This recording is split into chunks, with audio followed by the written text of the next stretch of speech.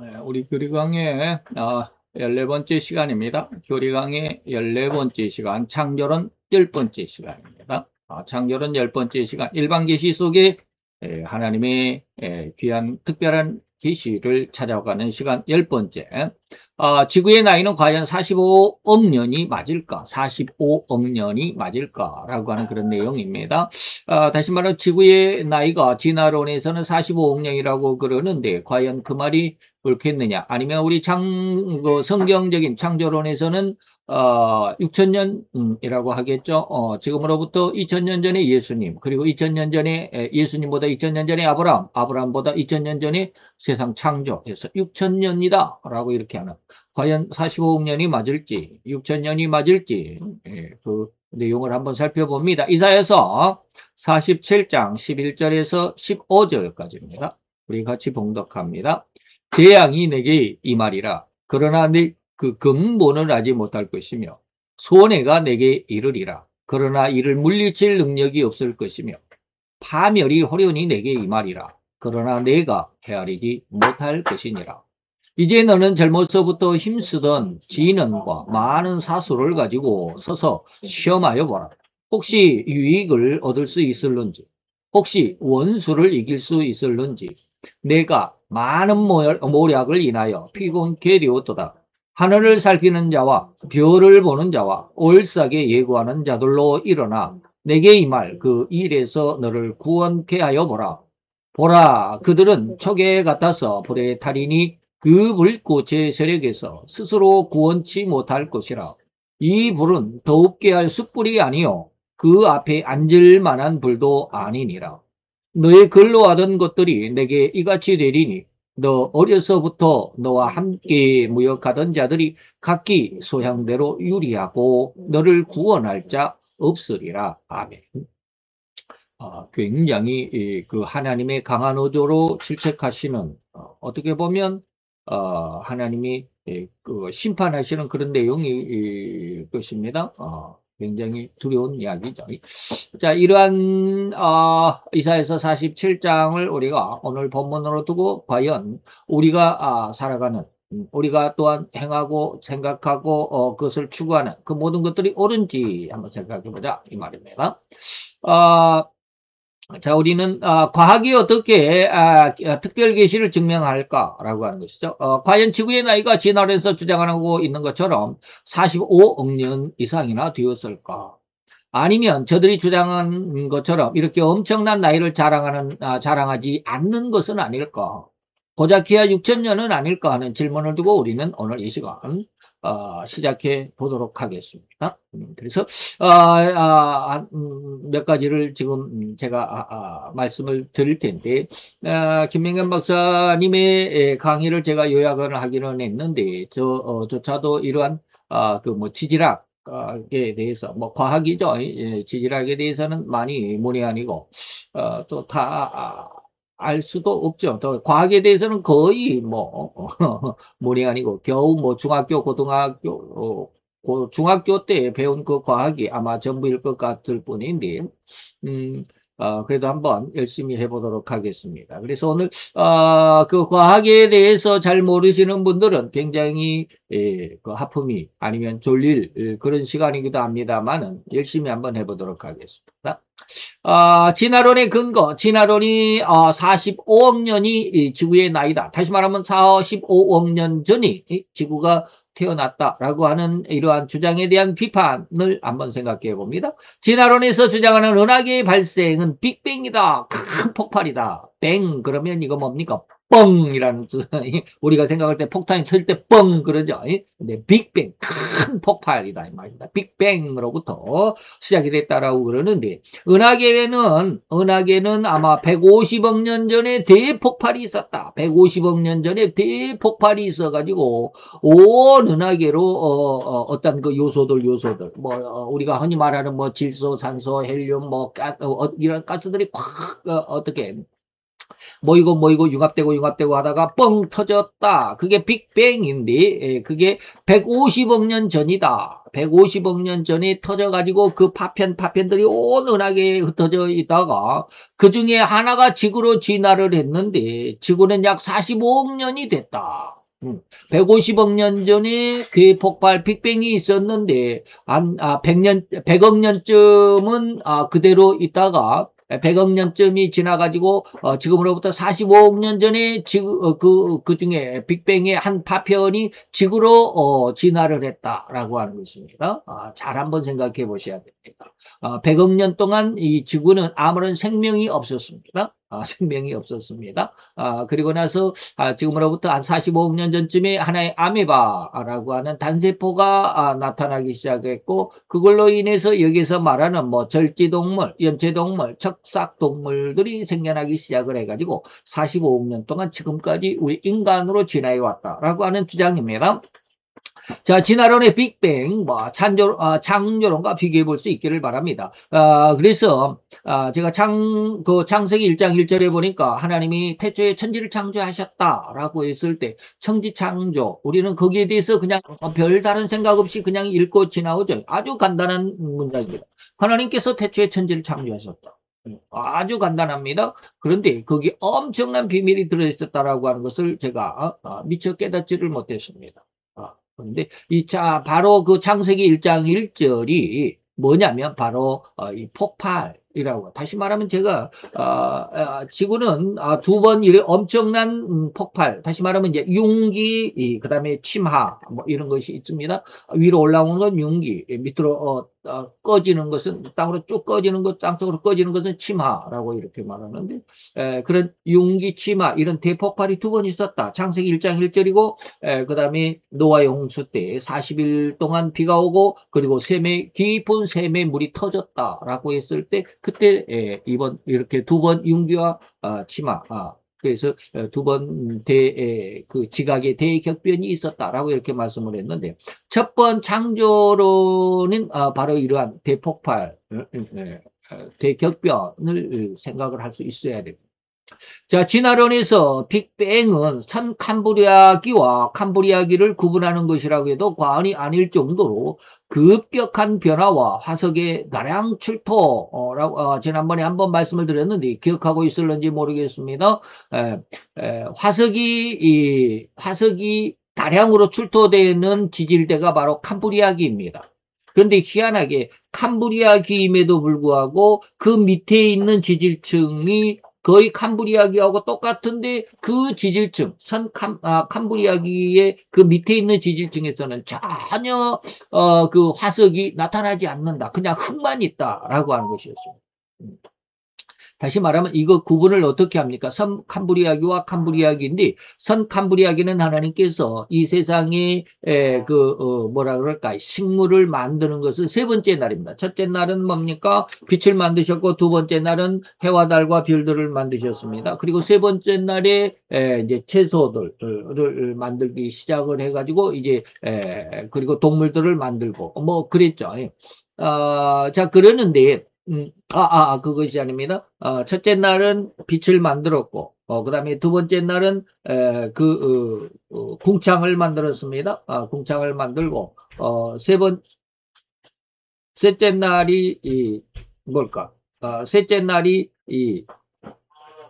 뭡니까? 첫째 날이, 헷갈려. 이거 얼른 기억을 못 해가지고. 첫째 날이 빛을 만들어가지고, 넷째 날이 뭡니까? 해와 달과 별들을 만드셨습니다. 이게, 3일, 이렇게 양쪽으로 이렇게 딱 놓으면 첫째 날 빛을 만들었기 때문에 넷째 날은 해와 달과 별들을 만드셨습니다. 빛의 주인공을 만드셨죠. 두 번째 날은, 궁창을 만드셨기 때문에 다섯째 날은 하늘 위의 궁창과 땅 아래 궁창으로 나누셨습니다. 그 다음에 셋째 날은 뭘 만들었나요? 셋째 날은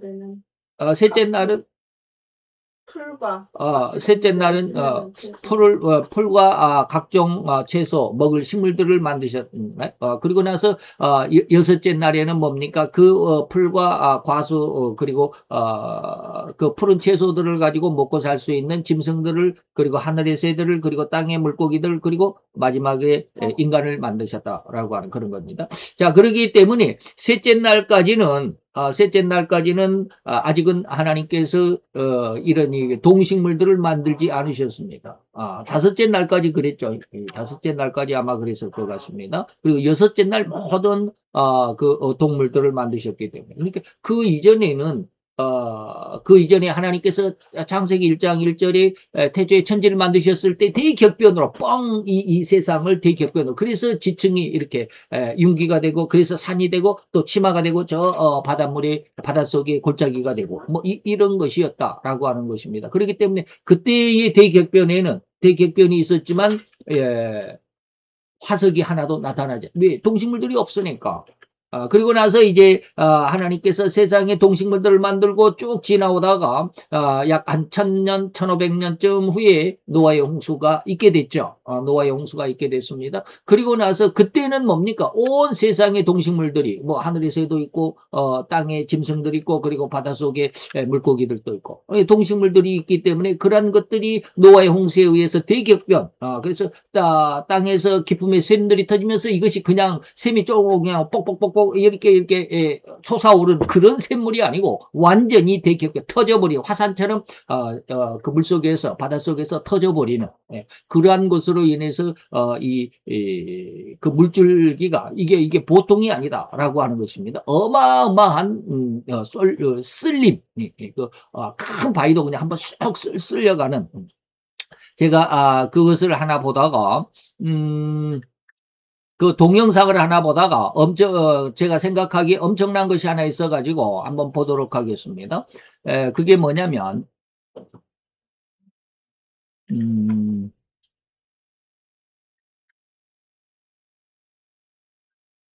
이게 어디다가 난다.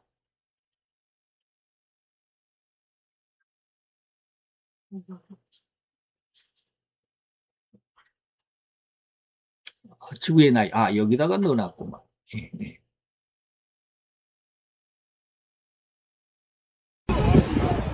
A massive 보세요. flood in Pakistan. Rocks, soil, and 자, everything in its path 이거 swept away. 올해인가 The force 그랬을 of nature 겁니다. is beyond 아주 비가 imagination. 많이 왔었죠. 비가 많이 와서 이게 우리나라는 아닌데 그 비에 여기 뭡니까? 이 어마어마한 바위들이 산사태가 나면서 이 바위들이 그 며칠간의 비로 인해서 산사태가 난 것입니다. 보셨죠? 어마어마한 돌들도 그냥 쓸려갑니다. 자, 그렇다고 한다면 노아의 홍수 때 기품의 샘물이 터지면서 그냥 물들이 이리저리 막 쏠림 휩쓸림의 현상이 있을 때 지난번에 우리가 지질학을 배울 때 어떤 아주 엉뚱한 곳에 그 지질 때에 있어서는 안 될 엉뚱한 곳에 돌이 5톤짜리가 한번 박혀 있었다라고 하는 거 사진으로 보여드렸잖아요. 그런 돌들이 막 왔다 갔다 할 정도로 지금 뭐 몇 달 안 됐죠. 한 달 전쯤 아니면 뭐 2달 안에 뭐 이 사이에 비가 엄청 왔었잖아요. 우리가 지난 여름에. 그때 그런 어떤 전 세계적으로 어마어마한 홍수가 북한이 아니라 중국에서도 어마어마한 홍수가 있었습니다. 바로 그런 상황을 지금 보면 그런 상황 속에서 이 돌들이 물에 홍수에 이렇게 쓸려간다라는 것은 쉬운 말입니다. 그럴 수가 없다라고 말하는 게 아니라 어마어마하게 온 세계적으로 전 지구적으로 이러한 쓸림의 현상이 있었다라고 하는 것이죠. 그러므로 인해서 뭐가 생겼어요? 그러므로 인해서 이런 화석들이 많이 생겼죠. 바로 그런 것입니다. 그래서 급격하게 화석이 다량으로 출토했을 때 이것을 캄브리아기 그 밑에는 같은 지질층인데도 이상하게 조금만 더 내려가면 화석이 하나도 없는 그것은 바로 그래서 진화론자들 그것은 선 캄브리아기의 지질이다라고 이렇게 규정하고 있다 이 말입니다. 곧 이제 화석은 뭡니까? 절지동물이 이제 45억 년, 150년 전에 150억 년 전에 빅뱅이 있었고 그리고 100억 년쯤 지나서 45억 년쯤 지금으로부터 45억 년 전에 그 중에 폭발의 한 파편이 지구가 돼가지고 거기에 절지동물 연체동물, 척삭동물이 이제 생겨나기 시작했다 이 말입니다. 그래서 화석이 가능한 동물들의 출현이 그때 있었다. 이런 것은 상상력을 동원한 거짓말일 수밖에 없죠. 그 전에는 왜 없었을까? 100억 년 동안은 아무것도 없었는데 이 지구가 아무것도 없었는데 갑자기 45억 년, 한 5억 년이 지나고 105억 년이 지나고 45억 지금으로부터 105억 106억 년쯤이 될 때 이게 맞나요? 106억 년쯤 될 때부터 갑자기 절지동물, 연체동물, 척삭동물들이 생겨나기 시작했다. 갑자기 그냥 폭발적으로 나타났다. 곤란한 문제다.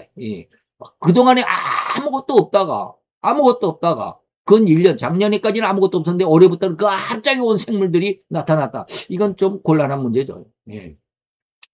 뭐 점차적으로 이 화석이 하나가 되려면 몇만 년, 몇천 년, 몇만 년이 걸려야 된다면서 갑자기 나타났다. 이 좀 곤란한 문제다 이 말입니다. 그리고 이를 절대 과학이라고 절대 진실이라고 강조하면서 온 인류를 선동하기에 이르렀습니다. 인류는 두 말도 없이 이것을 그대로 받아들이고 그대로 믿어버렸던 것입니다. 오늘날 과학자라고 하는 사람들도 그렇죠. 온갖 상상의 설명을 임기응변식으로 갖다가 붙이는 짜집기와 같은 설명과 현란한 입술 발림을 휘두르지만 안타까운 인간들, 그 지혜롭지 못했던 인간의 이성은 이를 그대로 사실이라고 받아들여졌다라는 것이고 더욱이 과학계에서 고도의 지혜를 얻었다라고 하는 과학자라고 이름을 가진 자들까지라도 이에 협조하고 단 하나의 이견도 제시하지 않는 안타까움을 드러낸 현실이라고 해야만 할 것입니다. 다시 말하면 이 빅뱅의 이론과 같이 만약에 화산이 폭발한 파편들이 날아와서 우리나라의 청와대를 만들었다고 하면 믿겠나?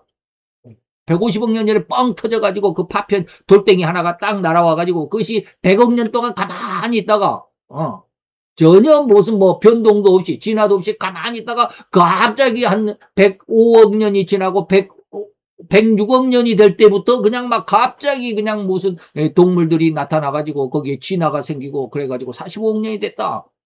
그렇다고 한다면 지난 시간에 말씀드렸던 그 연력학의 제2법칙처럼 말이죠. 파편들이 날아와가지고 갑자기 그것이 그냥 착착착 막 그 먼지들이 쌓이더니 청화가 됐다고 뭐 믿겠는가? 이런 반문이 뭐 그런 어이없는 질문을 하는가? 그때 빅뱅하고 지금 화산재가 날아와서 청와대를 만들었다라고 믿겠냐라고 하면 그런 질문이 바보 같은 질문이 어딨냐라고 하면서 이걸 빈축을 하겠나? 하겠냐? 그러면 캄브라기 시대에 빅뱅으로 인해서 급격한 화석을 만들 동물들이 증가했다라는 설명이 진짜 과학적이라고 생각하는가? 진화로는 몇 억 년 동안 또 몇만 년의 긴 세월을 통해서 진화는 다시 말해 이거는 진화가 아니라 화석은 그래야 되죠. 뭐 진화도 됩니다. 진화나 화석은 진화나 화석은 몇 억 년 또는 몇만 년의 긴 세월을 통해 이루어진다면서 어떻게 캄브리아기가 시작하자마자 갑자기 그냥 뭐 이건 진화도 아니고 갑자기 그것도 그냥 이 모든 동물들 동식물들도 갑자기 뻥튀기를 했나요? 뻥하고 급격하게 증가와 번식을 했다라는 말인가?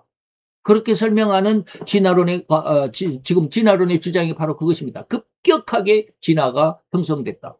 캄브리아기에 성 캄브리아기에는 아무것도 없었는데 진화기에 딱 캄브리아기에 들어서면서 갑작스럽게 진화가 화석이 그렇게 발견됐다.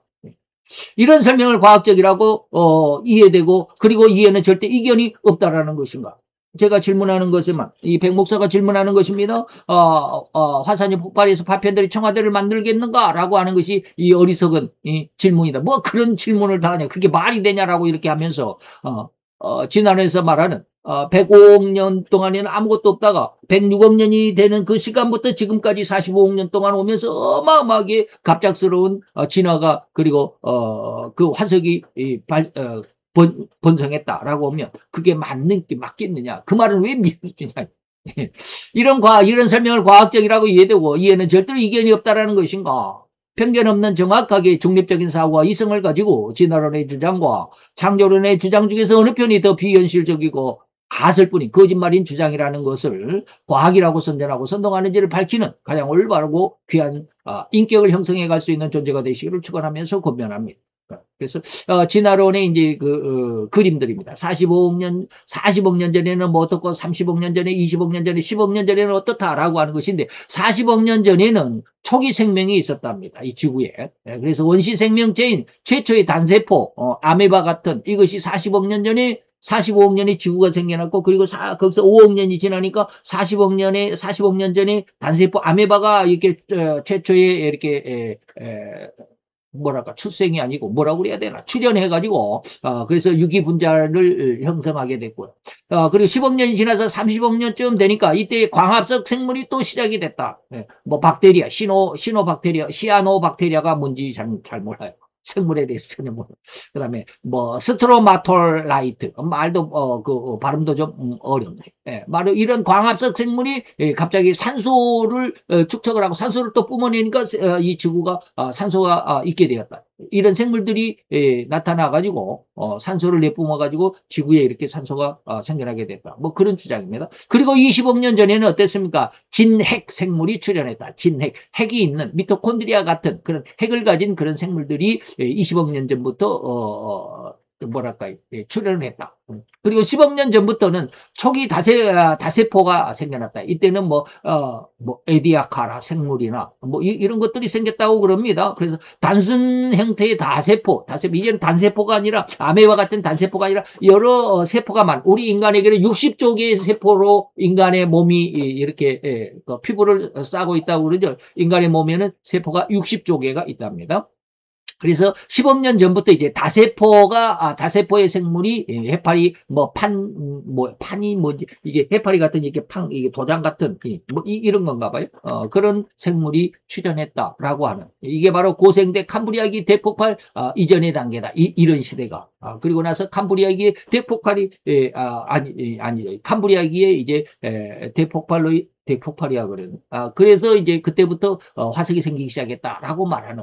이것이 과연 옳은 말이냐, 옳은 주장이냐, 좀, 뭡니까? 올바르고 귀한 인격. 다시 말하면, 편견이 없는 정확하고 중립적인 사고와 이성으로 이 말을 한번 잘 살펴보라. 이 말입니다. 두 번째입니다. 성경적인 지구 나이와 겉늙어 보이는 지구 나이. 다시 말하면, 인간들이 지구 나이를 45억 년이라고 하는데 실상은 6천 년밖에 안 됐다. 그렇다고 한다면 6천 년짜리가 45억 년이 될 정도로 다시 말하면 3살짜리가 한 60세쯤 돼요. 이게 바로 조로증이라고 합니다. 이 꼬마가 잡지가 무슨 잡지인지 모르겠지만 이런 질병이 있죠. 어린 나이인데 갑자기 늙어버리는 것 같은 그러한 그 질병들. 이 조로증이라고 그럽니다.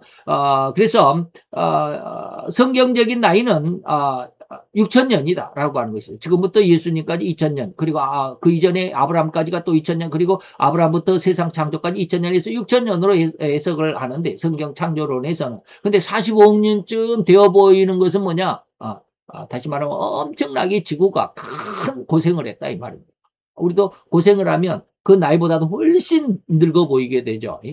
그래서 저하고 같은 나이, 제가 65세인데 저하고 같은 나이라도 시골에서 너무 농사만 하고 있던 그 떼약볕에서 막 거슬리고 볕에 거슬리고 일하는 사람들은 더 늙어 보이는 것. 여러분들도 다 이해할 수 있을 것입니다.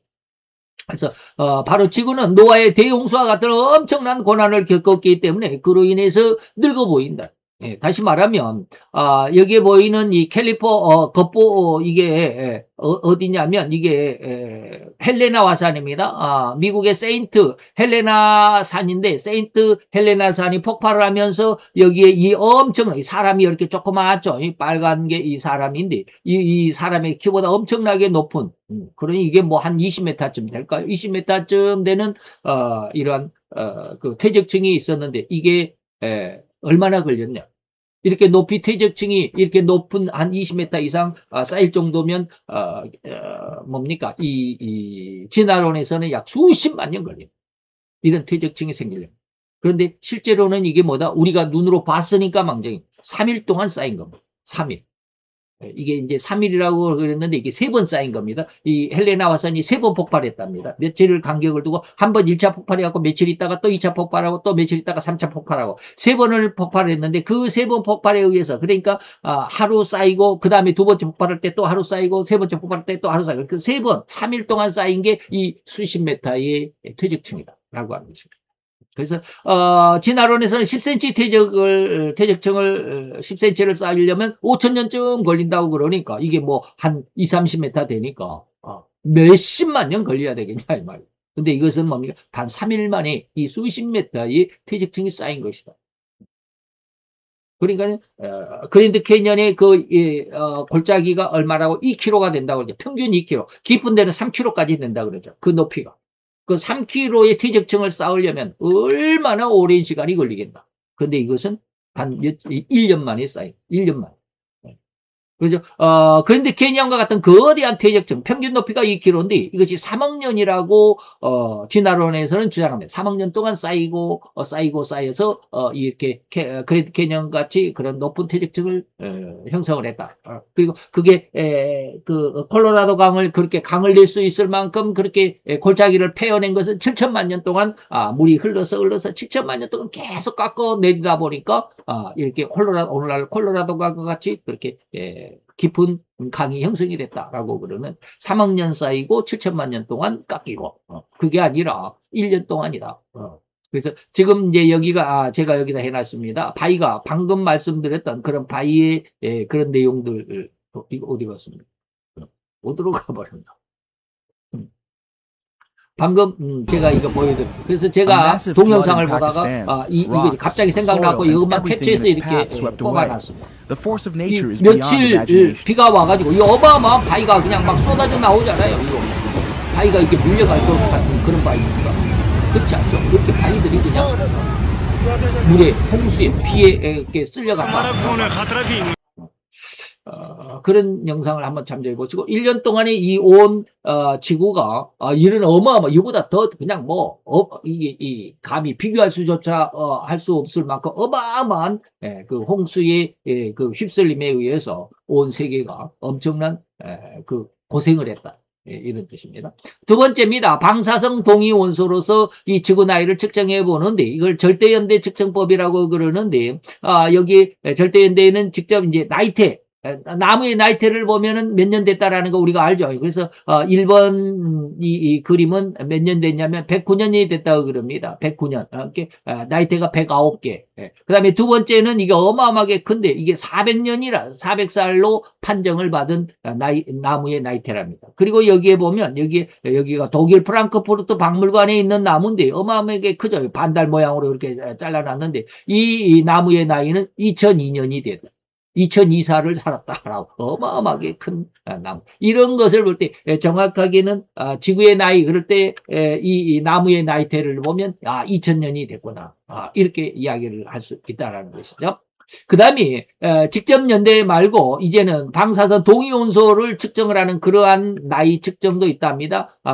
이것은 세 가지 요소가 있어야만 합니다. 방사선으로 방사선 동위원소로 나이를 측정하려면 세 가지 요소. 다시 말하면 반감기. 다시 말하면 100이 50이 될 때까지 몇 년이 걸리냐라고 하는 그 반으로 감해지는 기간, 반감기가 있어야 되고요. 그리고 현재는 반감기에서 지금 현재는 어느 정도고 그리고 맨 처음 상태 초기 값도 알아야 된다. 초기가 100이었는지 90이었는지를 알아야 되죠. 근데 초기 값이 100인지 90인지도 모르고 지금 45니까 이게 온전히 90이다라고 하면 곤란하죠. 100일 수도 있고 그게 90일 수도 있고 초기 값을 알아야 된다라고 하는 것입니다.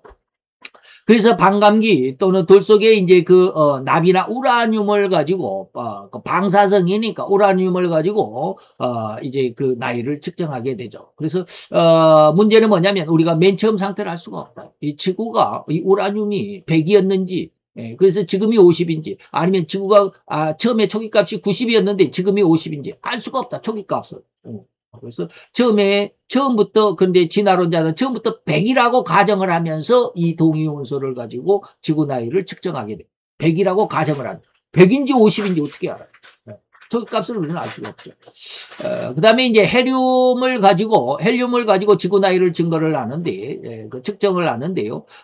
헬륨이라고 하는 것, 우라늄이 붕괴, 다시 한번 반감기라고 그랬습니다. 그러니까 계속해서 시간이 가면 갈수록 이렇게 붕괴한다라는 뜻이죠. 100에서 조금 붕괴하고 해서 50이 될 때까지를 반감기라고 그러죠. 그래서 그 붕괴하는데, 현재 우라늄이 납으로, 이 우라늄이 붕괴를 하면 납으로 변한다고 그래요. 저는 뭐 과학적인 이거 전혀 과학에는 잘 모르니까. 좌우지간, 그 설명대로만 제가 공부를 해가지고 여러분들에게 지금 말씀드립니다. 우라늄이 붕괴를 하면 납으로 변해간다고 그래요. 그래서 우라늄 속에 납이 얼마나 들었느냐라고 하는 것입니다. 그래서 그 납의 양을 가지고 반감기를 계산하는 것인데, 그렇게 반감기를 계산해 보니까 45억 년이 걸리더라고요. 그래서 우라늄 238이 납 206으로 변하는데 8개의 알파선이 곧 다시 말하면 헬륨이 나타나다라고 하는 것입니다. 그러한 과학자들이 이렇게 이야기를 합니다. 그래서 다시 말하면 어떤 특정한 돌 속에 납성분이 많으면 많을수록 그 돌의 나이는 많다. 납성분이 많으면 많을수록 그 돌은 오래됐다. 나이가 많다라는 결론인데 이 돌 다시 말하면 반감기가 45억 년인데 이것과 돌 속의 납성분의 비율만을 가지고 초기값은 모르고 그냥 지금이 납성분이 우리 이 지구상에 있는 그 화성암의 납성분이 얼마나 들어있느냐라는 비율만을 가지고 지구 나이를 특정했다라고 하는 것입니다.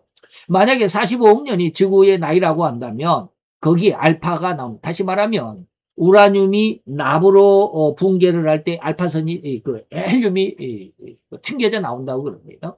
그런데 이것을 알파선이라고 그러는데 그것을 바로 헬륨이라고 그럽니다. 그런데 이 헬륨이 하나가 아니라 8개씩 튀어나온대. 하나 없어질 때.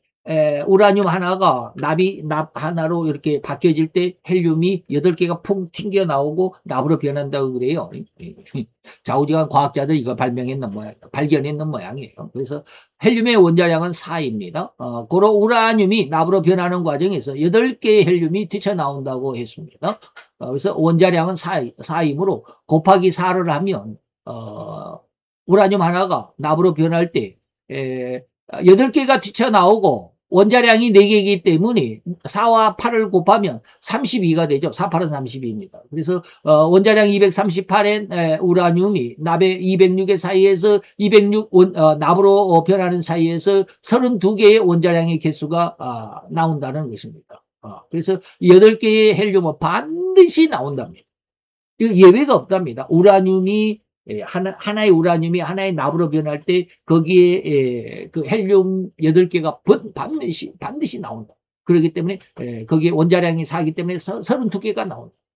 납으로 변하는 과정에서 이것이 얼마나 어처구니 없는지를 여러분들에게 지금 설명해 드립니다. 정말로 이 지구가 45억 년이 되었다고 한다면 그동안에 발생한 헬륨이 지금 45억 년 동안 우라늄이 납으로 변했기 때문에 45억 년 동안 헬륨이 얼마나 많이 발생이 됐겠느냐라고 하는 것입니다.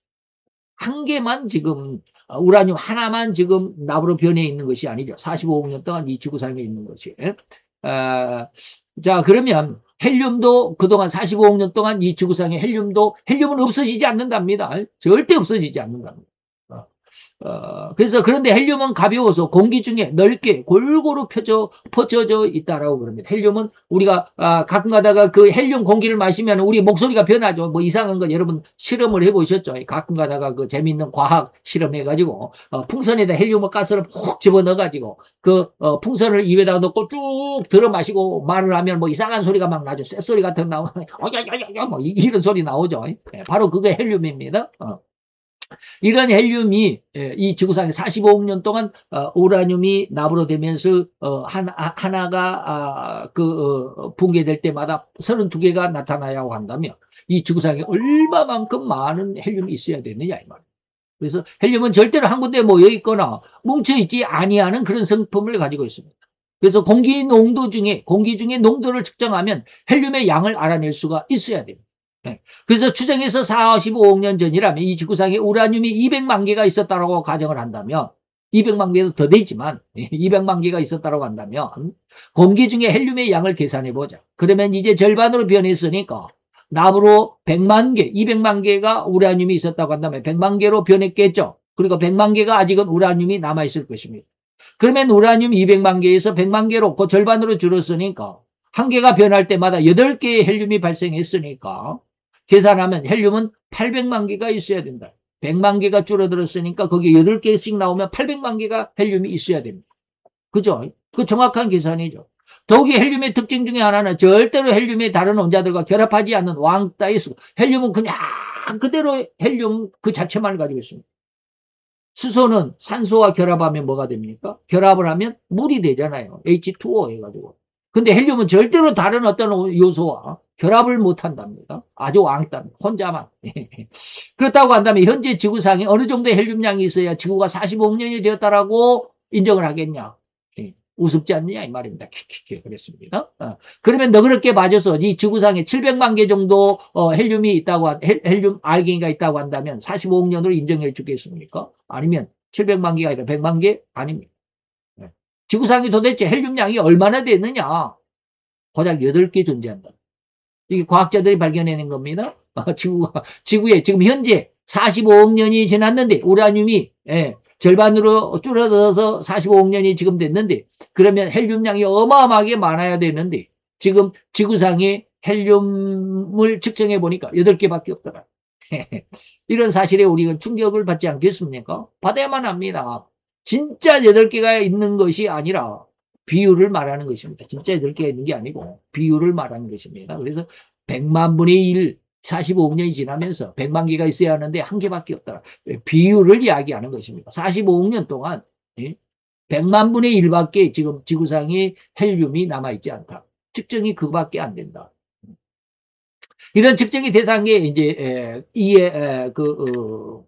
지구 나이를 동위원소로 측정하는 순환 논리 비판을 또 한번 해보겠습니다. 다른 것입니다. 방사선 동위원소 측정법은 화성암은 뭡니까? 이게 불화자입니다. 불화자로 그 다음에 이룰성자입니다. 불로 이루어진 암석입니다.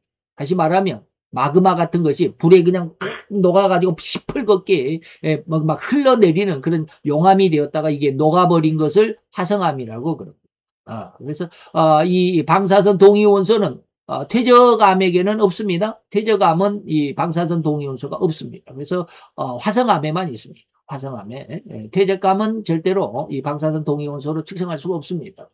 흙이기 때문에. 그래서 이 돌 속에만 이렇게 방사선 동위원소 우라늄이 들어있다고 그럽니다. 퇴적층 사이에 끼어있는 화성암, 퇴적층 사이에 화성암. 다시 말하면 하나님께서 처음에 만드실 때는 퇴적암, 그 화성암 폭발해가지고 퇴적암. 근데 진화론자들의 모습 주장에 의하면 지구의 95%가 퇴적암이랍니다. 그리고 나머지 5%가 이제 화성암인데 이제 화성암이 많이 지금은 지구를 덮어가고 있겠죠. 화산 폭발이 많으니까. 어쨌든지 그 정확한 것은 제가 뭐 비율을 모르니까 넘어가도록 하겠습니다. 어쨌든지 퇴적층 속에 들어있는 화석처럼 퇴적층 흙 속에 화성암이 들어있었는데 이 화성암 속에 나이를 한번 측정을 해봤습니다. 그런데 예상 순서와는 무슨 되게 다시 말하면 화성암이 더 오래돼야 되고 지표면에 있는 화성암은 뭡니까 더 가까운 시간이 되겠죠. 퇴적층 속에 있으면 오래되었을 것이고 지금 지구 지표면에 있는 화성암은 아마 근래 몇만 년, 몇천 년밖에 안 되는 그러한 그 나이겠죠. 그런데 그런 순서와 모순되게 가장 최근의 화성암이 더 오래된 값을 보여주었더라. 이렇게 퇴적층 속에 있는 화성암의 우라늄 양보다 지금 지표면에 있는 화성암의 나이가 더 오래됐더라 이 말이에요. 그럴 수 있습니까? 자, 퇴적층 속에 깊이 묻혀 있으면 더 오래됐겠죠. 그리고 지표면에 있는 화성암은 더 나이가 젊겠죠. 그런데 반대로 지표면에 있는 게 나이가 많고 저 퇴적층 속에 땅속 깊이 묻혀 있는 그런 화성암의 나이가 더 젊더라. 그러니까 이게 나이가 뭡니까 이 방사선 동위원소로 측정해 본 나이의 결과값이 반대가 되니까 이건 거짓말이다. 그래서 곧 최근의 화성암은 10억 년쯤으로 측정해야 되는데 퇴적층 속에 있는 화성암이 7.9억에서 10억 년, 그게 더 젊더라. 한 2, 3년 정도 더 젊더라. 어떻게 이미 오래된 퇴적암 속에 들어있는 화성암의 나이가 더 젊을 수 있는가? 곤란한 문제죠. 가장 근래의 식은 화성암보다 더 젊은 나이를 가질 수 있겠나 이 말이에요. 그래서 여기에서 이제 진화론자들은 그런 어떤 순환 논리를 가지고 있습니다. 지질 연구자들, 지층 연구자들, 지질학자들은 이 지층에서 나온 화석이 3억년이라고 학자들이 화석학자들이 3억 년 전에 이 화석이라고 하니까 이 지질이 3억 년이다라고 이렇게 다시 말하면 화석이 3억 년 전의 것이니까 이 땅이 3억 년이 된 것이다라고 이렇게 지층 연구자들은 지질학자들은 그렇게 이야기하고요. 화석학자들은 뭐라고 그럽니까? 이 화석이 3억 년쯤 되는 지층에서 발견이 됐으니까 그러니까 화석이 3억 년이 된 거야. 라고 이렇게 말합니다. 그러니까 지질학자는 화석학자들의 논리를 근거를 하고 그래서 지질의 나이를 매기고 이 화석학자들은 오히려 또 지질학자들이 지질이 3억 년이고 뭐 4억 년이고 그런 지질대에서 이 화석이 발견됐으니까 오히려 그 지질대를 기준으로 해서 화석의 나이를 매겼다 이 말입니다. 그러니까 서로 순환 논리. 네가 그러니까 내가 그래. 아니 나는 네가 그랬으니까 내가 그래. 내가 그랬으니까 네가 그래. 뭐 이렇게 하는 서로 그렇게 남 탓을 하는 이런 상황이다 이 말이에요. 결론적으로 박물관의 연대는 이러한 근거 없는 순환 논리에 의해서 먹여진 것뿐입니다. 그래서 그 지질학자들이 지질의 나이를 정하는 것은 화석의 나이, 곧 화석이 3억 년 전이다 라고 했기 때문에 지질이 3억 년이 되었다라고 규정하는 것이고 반대로 화석학자들도 역시 마찬가지로 발견된 화석의 나이를 규정할 때 지질학자들이 그 지질이 3억 년쯤 되는 퇴적암이라고 했기 때문에 그 지질의 3억 년을 기준으로 해서 이 화석도 3억 년이 됐다라고 이렇게 주장한다라고 하는 것입니다. 이런 우스운 결과를 진정한 과학적인 견해라고 할 수 있게 이게 사실입니다. 제가 만들어낸 그러한 우스꽝스러운 서로 이렇게 진화론을 폄하하기 위한 그런 그 주장이 아니라 실제적으로 지질학자와 화석학자들이 그렇게 하고 지금 있다고 그럽니다. 그래서 결론적으로 화석이나 지질이나 인간은 정확한 연대, 그 생성된 나이를 정확하게 측정하지 못하면서도 서로 맞다라고 우기고 있는 그런 형편이다. 는 것입니다. 그런 이제 지구의 나이를 측정할 때 동위원소를 가지고 했던 것이 얼마나 우스꽝스럽냐라고 하는 것을 두 번째로 말씀드렸고 세 번째는 이제 화강암수 아까 화성암이라고도 말씀을 드렸습니다. 화강암 그렇습니다. 그래서 화강암이 또 땅속 깊이에서 발견되면 이걸 또 심성암이다라고 이렇게 말하는데 이 화강암 속에 우라늄이 들어있다. 아까 말씀드렸죠. 화성암 속에 우라늄이 얼마만큼 납으로 비어있느냐 그 값을 가지고 지구의 나이를 측정하는 게 방사선 동위용소 측정 방법이다. 절대 측정이다. 뭐 이런 걸 이야기를 했었습니다. 자, 그런데 화강암의 생성의 비밀을 한번 들여다봅시다. 화강암은 뭡니까? 심성암이다. 땅속 깊이 심성 중심에 있다. 마음 중심에. 그래서 심성암이라고도 합니다. 다시 말하면 가장 깊은 곳에서 생성된 그런 암석이다. 심성암이다. 라고 하는 것입니다. 이것이 화강암입니다. 우리가 지금 건축 재료로 많이 쓰죠. 화강암. 화강암은 뭡니까? 이렇게 반짝반짝해 가지고 아주 그 매끄럽고 보기 좋은 그런 걸 건물 외벽에서도 보고 바닥에도 많이 깔고 그러죠. 거실 바닥에도 깔고 그렇습니다. 그게 바로 화강암이고 심성암입니다. 근데 이 심성암은 화산, 곧 마그마가 터져 나올 때 같이 분출되지 않고요. 땅속에 그대로 있다가 땅 밑에서 몇만 년 동안 서서히 굳어지고 식어진 것이 바로 심성암입니다.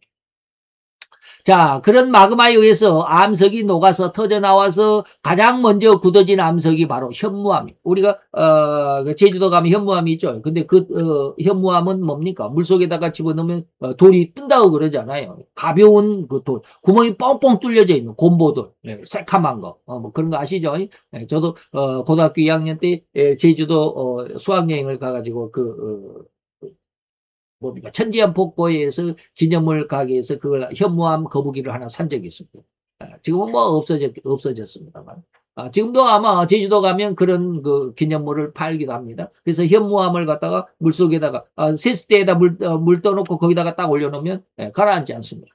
그 바로 가장 먼저 굳어진 암석이 바로 뭐다? 현무암이다. 과학자 로봇 젠틀이 여기 그림에 이 사진에 있는 이분입니다. 이 사람이 화강암 속에서 방사선의 동심원, 바로 여기에 말하는 이 동글동글한 우리가 후광이라고 말하는 거, 이 동심원을 발견을 했답니다. 전자현미경을 가지고 이것을 발견을 했다고 그럽니다. 자, 그랬는데 이 후광, 다시 말하면 이 방사선, 뭡니까? 동심원은 어떨 때 생기냐라고 하는 것입니다. 우라늄이나 폴로늄이라고 하는 방사선의 이 동위원소가 헬륨을 방출할 때 주변에 원형으로 이렇게 흔적을 남기는, 헬륨이 빠져나간다 그랬지, 8개가 빠져나간다고 그랬는데, 그때 이러한 동그라미를 만들어낸다고 그럽니다. 그런데 기가 막힙니다. 우라늄의 반감기는 8개의 링이 45억 년이라고 그럽니다. 그런데 우라늄은 그렇다 치더라도, 그래서 우라늄을 가지고 지금 지구의 나이가 45억 년이라고 진화론자들은 주장을 하는데, 그런 방사선에 폴로늄이라고 하는 것이 있습니다. 218번을 가진, 238이 우라늄이고 218번이 폴로늄인데, 이 폴로늄은 3개의 링을 만든답니다. 우라늄은 8개의 링을 만드는데, 그 헬륨이 빠져나가면서 8개의 링을, 여기 보면은 그렇습니다. 아래 것이 이제 우라늄 238인데, 동글뱅이가 뺑글뺑글 많이 있죠. 위에 것은 폴로늄인데, 동그라미가 3개밖에 없죠.